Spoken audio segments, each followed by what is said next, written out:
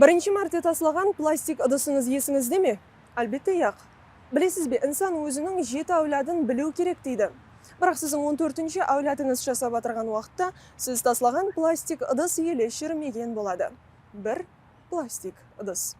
Адамзат har жылы 300 миллион тоннадан артық пластик шығындыларды таслап атмосфераны захарлемекте. Білемен, бұл гәплерменен көпшілікті хайран қалдыра алмайсаң. Инсаларға бұл қызықта емес. Инсаларға қазір Instagram, Telegram, YouTube қызық. Терек, су, шығынды, экология. Не знаю. Қазір экология хақында көпшілікке ят болып кеткен гәплер айтылады деп ойлап атырған шығарсыз, бірақ ол гәплерден алдын бізге аманат болған дүние, жануарлар һәм қоршаған орталықты қандай ахуалға салып қойғанымызды бір көріп қойың.